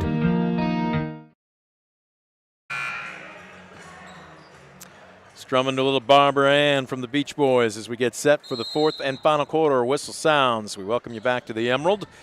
Tinora, just no solution for the Fairview press here tonight, as the visiting Apaches looking to make it 9 straight wins. They're up big, 44-18, and looking for more as this one is short, and another offensive rebound. Moninger kicks it out. Ball was partially deflected by Spieth, but it's just been that kind of night for Fairview. Boy, Hammer thought about a three. Posting up, nice job by Moninger in the low blocks. Whistle sounds. Tell you what, that time Moninger just was sandwiched and hammered that time by the Rams. Be a common foul, the first of the quarter. Another blop coming up here for the Apaches. Ella Holmeyer with the foul for Tinora. Oh, they screen and a nice baseline cut for Hammer, and she did everything but finish. Board kicks out, and Holmeyer falls to her knees. I tell you what, I got to admire the effort by not only her but the entire Rams team. But Holmeyer, the whirlpool or a hot shower is going to feel awfully good for her later on this evening. Yeah, she's put in a lot of work this game. I give her a lot of credit for everything that she's tried to do, and they've had a lot of good shots, Tinora has. Like that right there, taking the contact and keeping her dribble. Zimmerman cut off baseline. Spieth open for three, and the Draperies swish. A WestBanco three. That's a great look that time. They got a little dribble penetration, went inside out, and once again, a good-looking shot attempt there, wide open there, shot it in rhythm. Down by 23, loose ball. Well, Holmeyer is marking her territory here, isn't she? Whew. Meyer. Back to Holmeyer on the drive. Nice dish. Wells just a little long on the three, and again, one and done. Moninger has been a force down low for the Apaches. One thing I will say, too, the Apaches getting this done with basically a handful and maybe +2. Scoop doesn't look like the bench, or at least tonight, the rotation has been very deep. It's been, what, by my count here, 7 players on the court. Yeah, they've really been battling some illness here, I think, in the last week and a half. So I've been really surprised with the energy level I've seen out there on the floor. The fact they have not had a deep bench tonight, but they continue to play hard, a reason they've got some separation here in this second half. Oh, Wells with a heat check, and around the world it kicks out. Zimmerman, nice job. Meyer was posting up in the low blocks and throws it to Eli Plassman, who has no eligibility, so he'll have to give it up. 18 turnovers now for Tinora, so credit Fairview. You know, that was part of their game plan coming in. You know, try to get points from their defense, and forcing those turnovers has really created some offense for the Apaches here tonight. Christina Meyer getting back and putting a little bit of a hip into it. It's going to be a jump ball, though. She kind of looked skyward that way. The inbounds deflected. Who wants it? Loose ball. Keep your head on a swivel, and another foul. And this is going to be Holmeyer. It'll be her second. Team foul number 2. And another baseline out of bounds play, or as we commonly refer to them as, blob. There you go.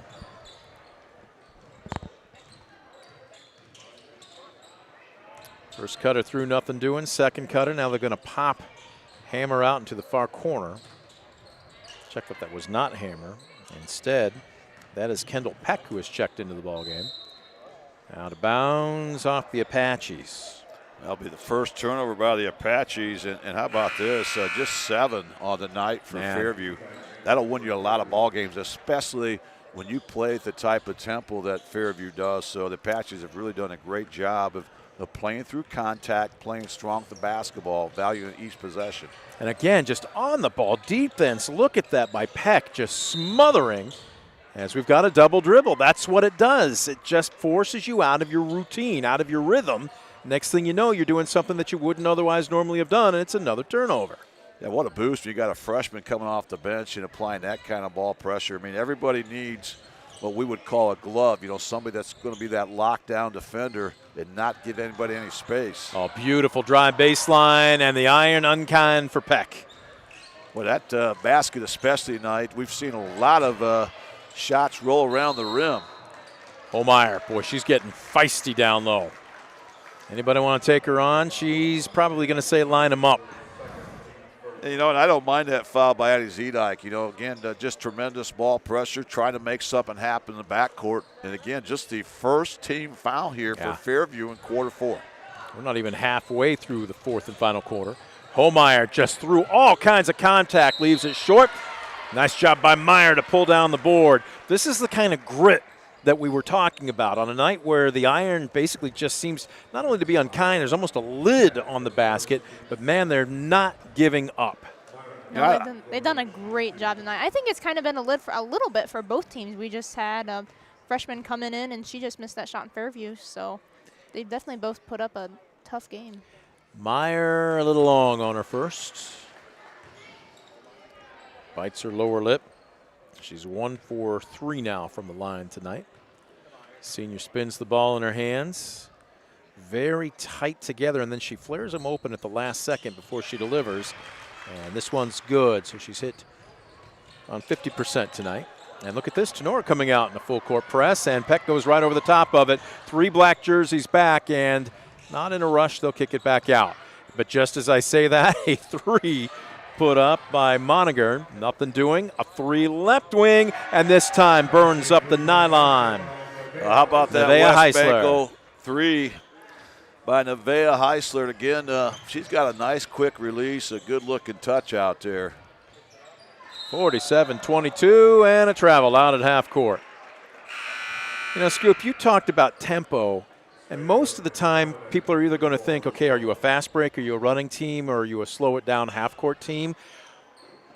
I think if we were to get an answer from Coach Zedike, he would tell you they're a half-court team.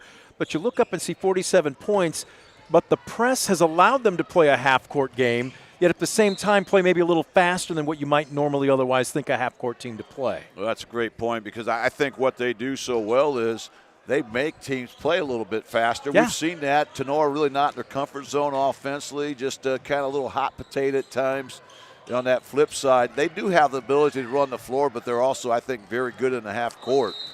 Just as we're singing their praises, I'm not sure what happened. Hammer took her eye off the ball, and I thought she was about to go ahead and jack up another 3, and instead it's a turnover. Right now, Fairview's been very consistent as far as handling the basketball. 2 turnovers in each of the 4 quarters, so up to 8 turnovers now. But again, when you're single digits turnovers, that'll win you ball games. Great movement without the basketball by Holmeyer. You can appreciate that, Yeah, Kirsten. she did a great job by setting a screen, sealing her off, and then diving right to the basket.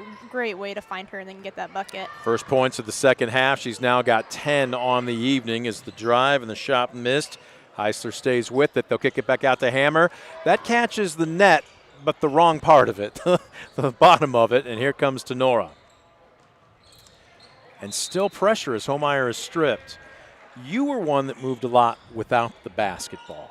break down how you do that, what the key is to making yourself an open target.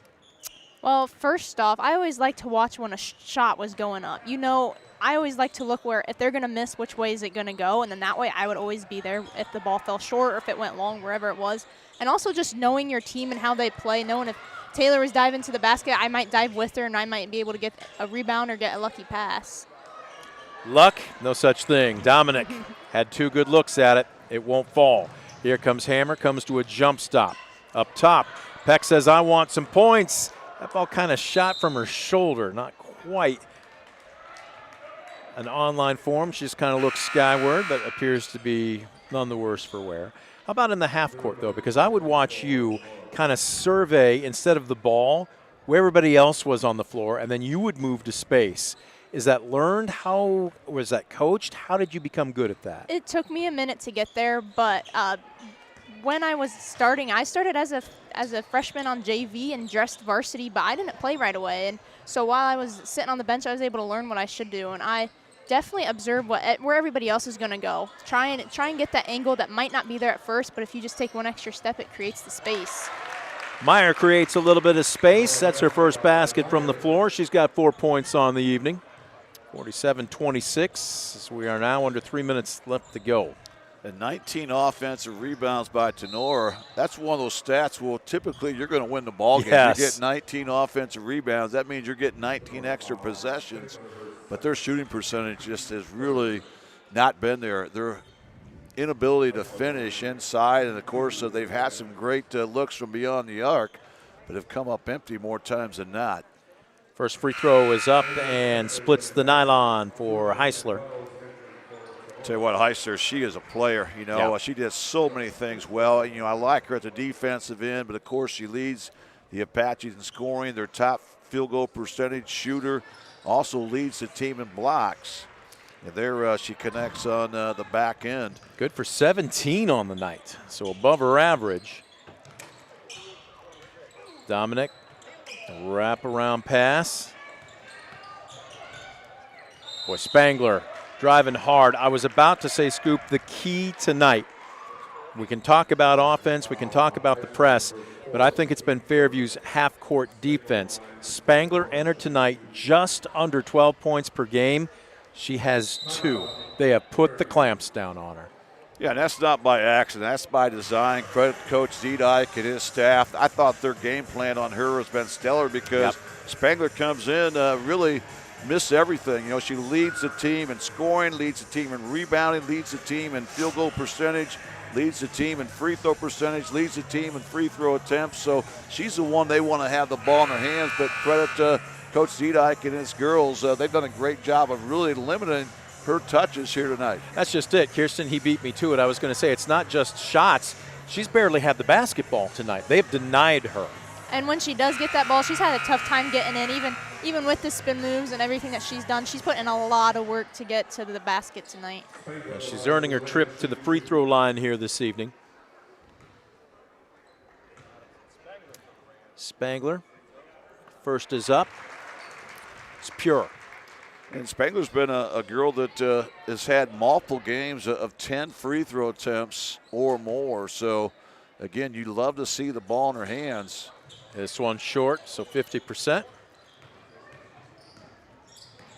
49-27.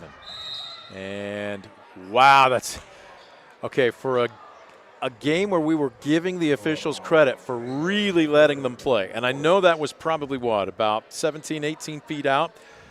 Was that a little bit of a touchy hand check foul right there? I would say yes. But just knowing how aggressive they've been all night, and then you're going to call that, you got to stay consistent through the night, I would say. That was kind of out of character. Great anticipation by Meyer. Nobody between her and the basket as she goes in. Fouled at the end, and she'll head to the free throw line. And is she okay? What a tremendous job by Christina Meyer, the senior.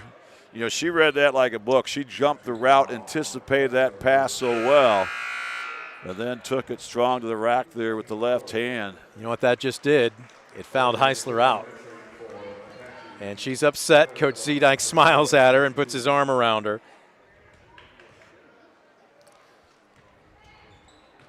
No, nothing wrong with that. He got the mileage out of her. Yes, so, he did. She played awfully hard. I like how she continued to play hard with 4 fouls on her. Meyer Long on her first. Dominic out, and who's checking in here? Number 13, that would be Haley Squires for Tinora. Lily Zedike checking in for Fairview. Meyer will get one more. Watch her feet, though. They're very narrow, and then at the last second, she flares them out before she delivers. That is unique. Unique for sure. She misses both and unable to save this one. Olivia Schindler is checked into the ball game for Fairview, and it looks like both coaches now going to start to empty their bench with under 2 minutes left to go. Lexi Baldwin. Who knows Lexi Baldwin? I know Lexi Of Baldwin. course you do. Top of the key right now. Aria Leonard, and this one's stripped, and look out, that ball kicked in a little soccer action off the foot of Schindler. She was going with a purpose, Scoop. She's like, Coach, you're giving me some minutes. I want to prove to you you deserve more. Yeah, I'm not going to fault her for that. Great effort. Nope. I mean, if she lets it go, it's going to be an over and back, but she was thinking more. She was thinking, I'm going to pick that up and dribble in for a lay-in. And this one is carried. Again, that press, it doesn't matter if it's the reserves or the starters. They only know one gear here at Fairview, and it's lay it on thick. And Fairview, again, they've kind of hit their average for turnovers forced. That's the 21st Ram turnover of the night. So Fairview, again, kind of hanging their hats at the defensive end. Under 90 seconds left to go in the game. There's that three-man weave, and Schindler drives but dishes. She wants to shoot. Man, she's a little spark plug on the drive, and this one out of bounds. Saved? No, it is not. Yeah, Schindler's got one gear out there. She's really attacking there off the dribble. That time drew the double team, tried to shoot through contact. A no call. Now the Rams will bring it up here with just 74 seconds to go in this one. She's only listed at 5'3", but she's a little spark plug. On the drive, coming to a stop. Wells thought about it, but kicks it back out. Guess who? Schindler right in the jersey of Leonard. And guess who with the rebound? Schindler. AC Delco wearing number 10 right now.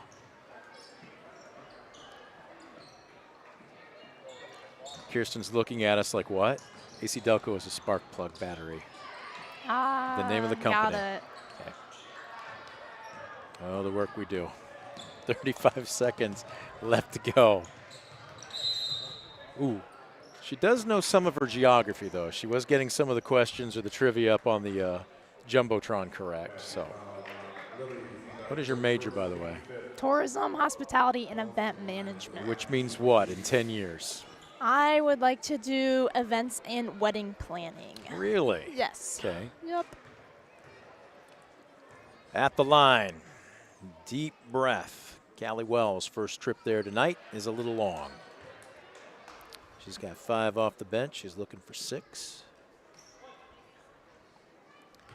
Wells, just a 33% free throw shooter. Sample size is small. Prior to that, she'd only had 6 the entire season, and she hits her second here.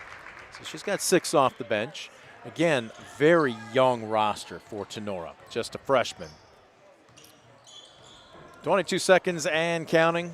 Fairview, do they just want to go ahead and dribble out the clock, or are they going to work for a shot?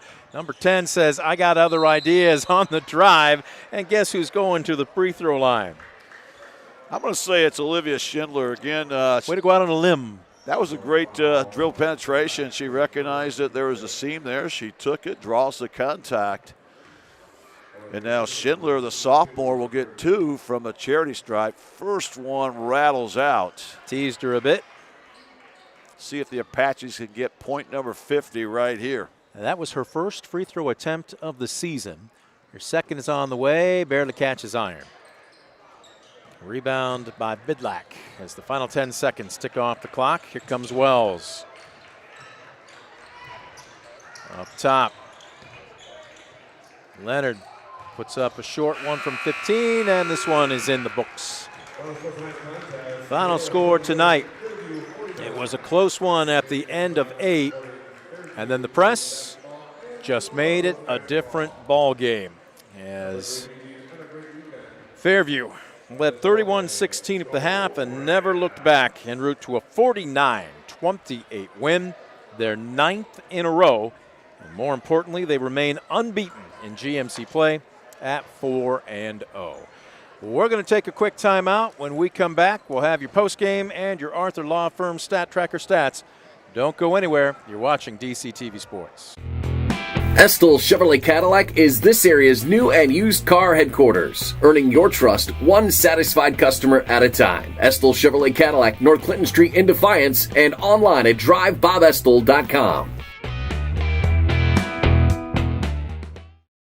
For the past 70 years, Midwest Community Federal Credit Union has been your financial partner, helping you achieve your dreams and secure your future. Midwest Community Federal Credit Union, with locations in Defiance, Bryan, and Napoleon. Find out more at midwestcommunity.org. Proudly serving the area with the highest quality contracting services for nearly 100 years. Baker Schindler Company of Defiance and Paulding. 419-782-5080. Online at baker-schindler.com. Superior Credit Union, a not-for-profit, member-owned financial cooperative. Visit superiorcu.com to find out more about joining the winning team at Superior Credit Union. Stamball Jewelers is your trusted source for diamonds, fine jewelry, watches, and gifts. Whether you're looking for a dazzling engagement ring, a timeless anniversary gift, or a present for someone special, Stamball Jewelers has something for every occasion. Visit us today and discover why we've been serving the community since 1948.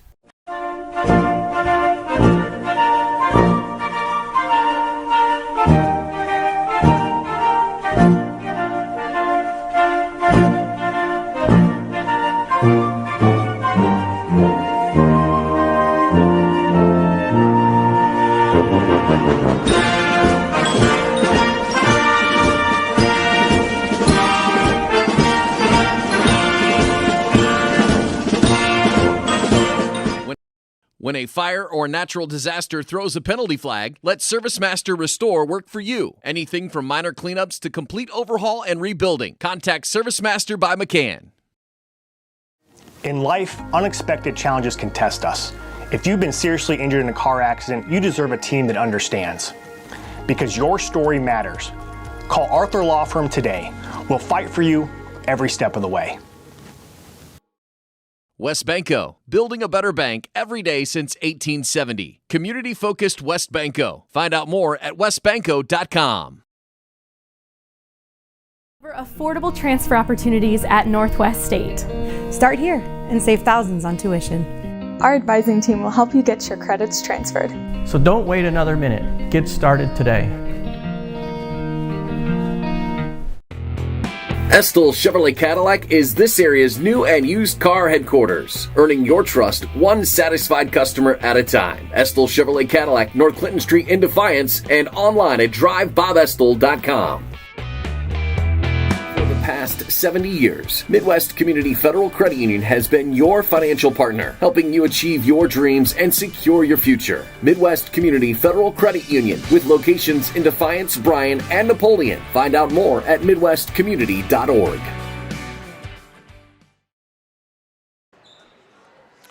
A good look from the Crow's Nest here at the Emerald in Tinora. GMC matchup, girls basketball style, and just too much Apache press. And they are very good. I don't want to call them a one-trick pony, but what they do very well. If we were able to keep a stat points off of turnovers tonight, I think it's probably fair to say easily 50% of their 49 points came off of forcing Tinora miscues. 49-28, the final score. Fairview now 12-3 overall, 4-0 in conference play, as the Rams fall to 2-13, 0-4 respectively. Brent Balbinot alongside Kirsten Mannon, Scoop Miller. Time for your post-game show and our Arthur Law Firm Stat Tracker stats. If a serious injury from a car crash puts you on the injured list, call the personal injury attorneys at Arthur Law Firm, serving Northwest Ohio for more than 50 years. Get the compensation you deserve and back in the game with your winning team at Arthur Law Firm. Let's run through the scoring totals first.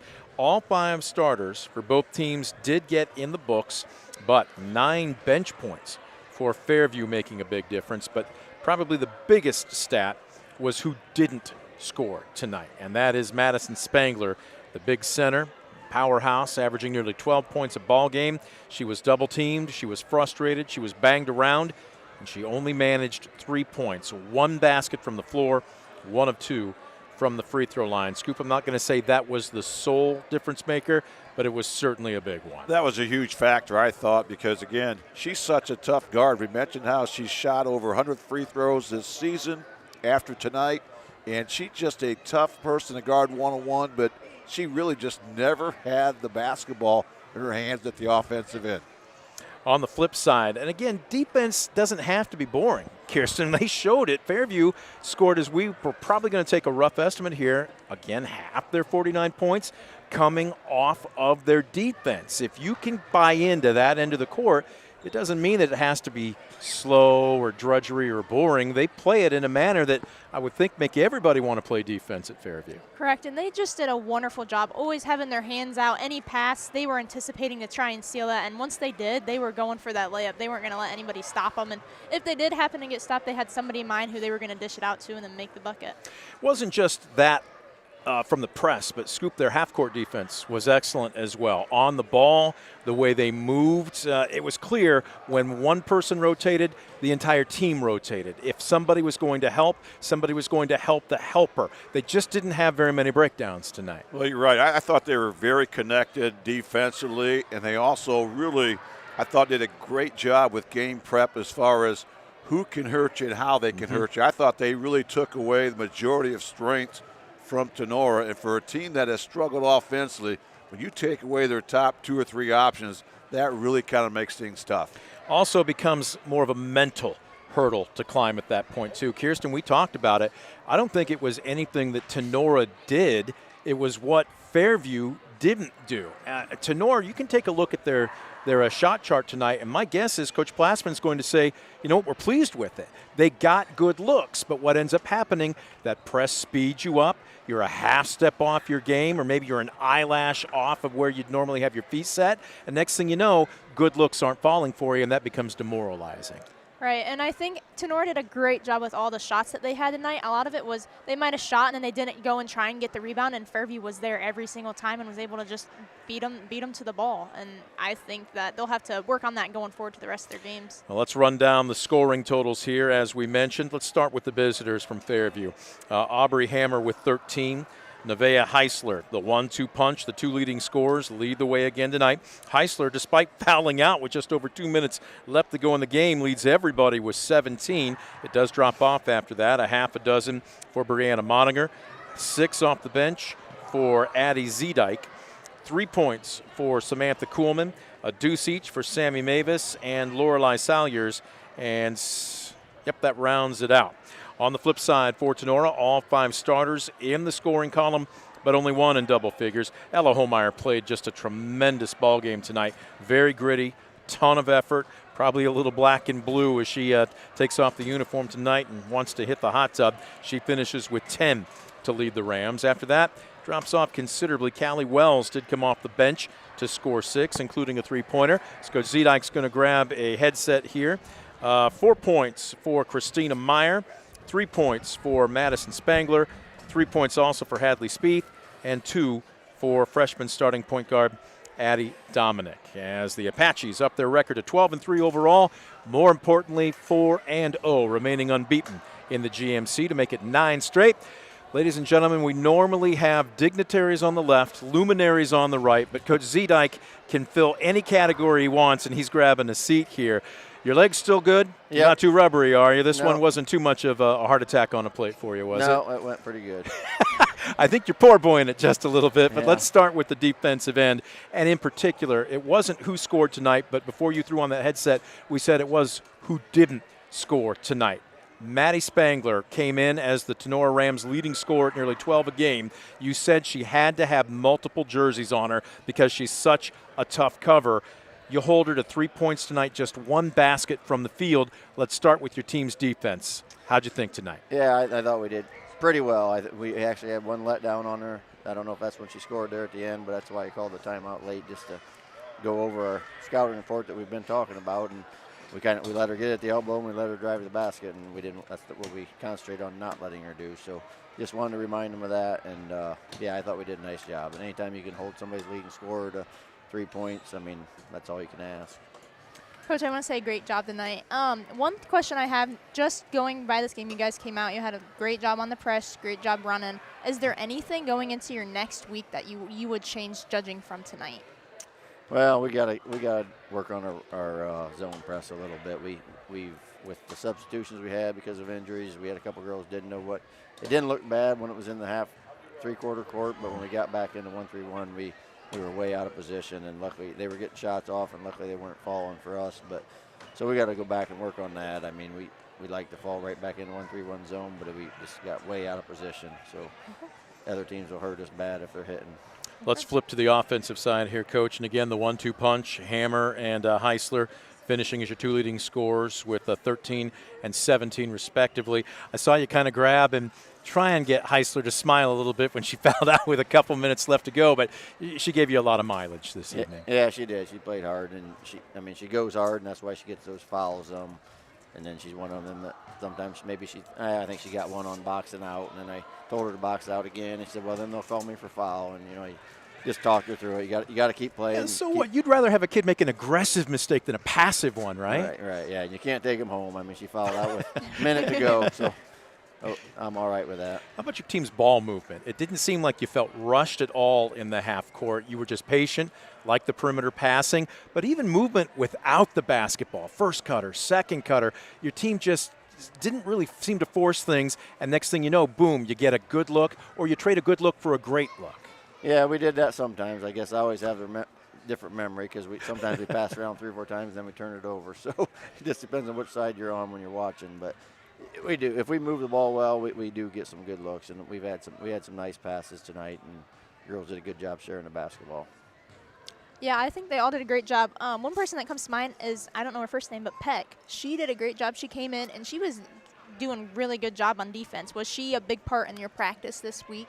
Yeah, she's been injured all season. She got injured her hand in first scrimmage, and just came back last week. So probably would have been getting a lot of varsity minutes this year, but just came back and played JV here last 2 games, and just a really good defensive player. So yeah, we put her in, just wanted to pressure the point guard, and she makes it hard on whoever she's guarding. So looking forward to her getting a lot of minutes. You have been road warriors this week. This is the 3rd game in 5 days for you. You are off now until it looks like Monday versus Eden. So take us through the next 24 to 48 hours. You're going to get them maybe get their legs back underneath them, and then how do you build yourself back up for Monday night?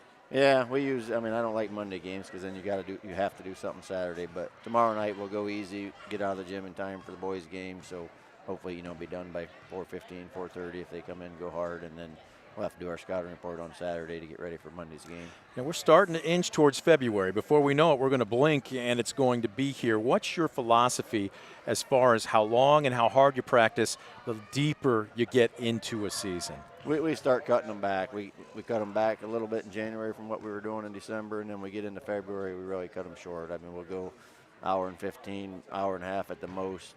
Quality, not quantity? Yeah, we've been over everything. I mean, you're either going to get it or you're not, and as far as plays and defenses, and, we get some shooting in and refreshers on stuff, but yeah, we don't keep them too long when we get into February. Well, I'd say you're getting it pretty well right now. 9 in a row, 12-3 overall, and more importantly, remain unbeaten in the GMC. Coach, congratulations to you. Thank you. Yes, great job. Thanks for covering us. Coach Zidai coming up and joining us. We're going to take a quick timeout. When we come back, we're going to put a bow on this one. Don't you go anywhere. You're watching DCTV Sports.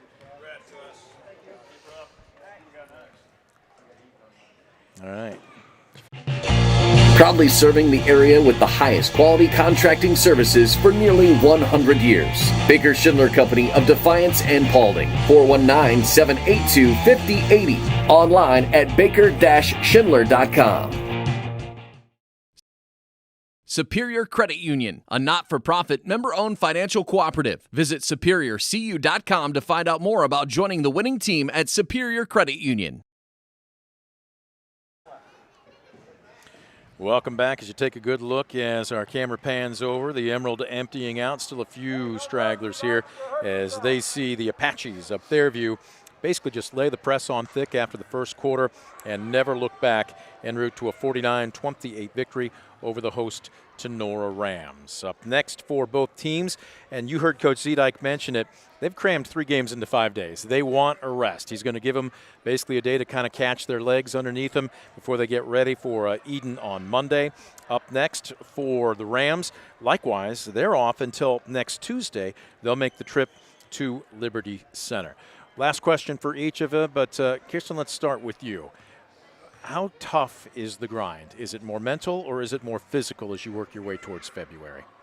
I think it's a mix of both, but for the most part, I think the physical aspect kind of weighs out. You start getting to the end where you know, like, oh, you could go very far, and you keep pushing yourself, but you have no idea what's in plan for you guys. And I know that both teams, I think Fairview did a great job tonight, and I know that they have the physical and the mental capabilities to go very far. Scoop, as we've seen, and that's just part of the beauty of Ohio high school athletics too, everybody's 0-0 when the first round of the playoffs roll around. So whether or not you're sub 500 or you're unbeaten, you got to hit the reset button, so to speak. And that's not just physical, that's mental as well. But what's that do? How do you handle that from a coach's perspective, regardless of what your record is? Well, it's a long grind, and I think good coaches understand that. You know, you're really going 5-6 months here for basketball from start, pre-condition. Season conditioning and so forth through. So you understand it's a big grind. So one, you get your kids in the best possible shape of their lives that you can do. But two, then as the season starts unwinding, you're going to shorten your practice down. You still want that high intensity, each and every night, but you're going to give them, like tomorrow will be a great day for a day off. You've had 3 games here in 5 days. You've got a little bit of break in your schedule, so you're going to try to take care of those legs. But again, when you work hard, when you learn to work through pain and so forth, you become mentally strong, mentally tough. That's a part of it as well.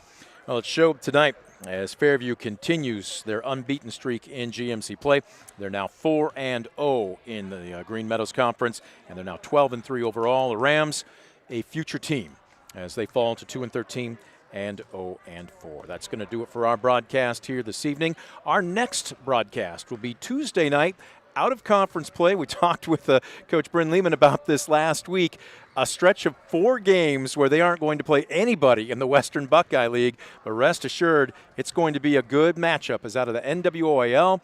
Archibald will come to the Dog Pound on Tuesday. We will have that game for you. We expect a pregame of probably about 7 o'clock with a varsity tip-off time of about 7:30. We hope that you will join us. Until then, have yourself a safe and enjoyable weekend. For our entire crew, I'm Brent Balbinot alongside Kirsten Manning, Scoop Miller. We thank our sponsors for helping make the broadcast a possibility.